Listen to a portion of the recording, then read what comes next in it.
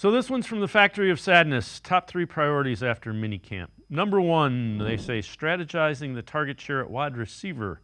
Number 2, making sure Jameis Winston has enough time with the starters. And number 3, getting Amari Cooper's contract situation figured out.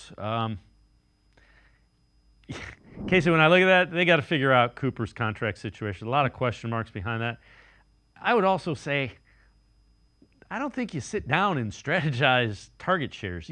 That's kind of, you're going to look at it and say, each week, this guy can't cover this guy, so we're going to go to that matchup all game long. Yeah, and that's a good problem to have, right? Right, When you have yeah. several talented players, like, well, there's only one football, and there's going to be some weeks when some guys only see the ball once or twice in their area just because of that's just the way the matchups dictated everything.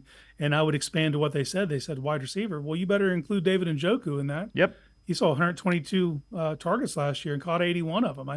I think that needs to go up. I think that there's another level to unlock with him. So when I think of target share, it's going to be interesting, no doubt, and it'll be very telling to see the playing time some of these guys get because, you obviously with Cooper, you know what he is. They paid Judy to be someone, so I would expect him to be second in the wide receiver pecking order, probably third overall. But there's a wealth of talent below there that they're going to have to let work itself out, and who knows what that looks like. Yeah, and I think one of the things you want to do is you want to let your quarterback look at it and say, we got this. That's what Deshaun Watson's really good at processing that. So it's like, oh, we got that matchup? Boy, that's bad for them. That's what you want him to do each and every Sunday. Yeah, yeah. Let him dictate the target share instead of strategizing. This guy needs to see 71 balls. This guy needs to see 110. It'll work itself out. Water finds its level, and their talent versus the matchup versus what the quarterback's comfortable with will basically tell you what the target share is going to be. As far as the Amari Cooper contract, that's priorities 1, 2, and 3 in that room right now. Yeah. Is you got to figure it out. He's heading into the last year. He wants more. He wants more security. He wants to. And as a fan and an analyst, I want to see them, widen that window of the wide receiver room so you can allow one of these younger guys to step up and be someone. But the reason you feel good about all that potential is because of Amari Cooper being your North Star. You know what he is, and you don't have to worry about the potential because it's Amari Cooper.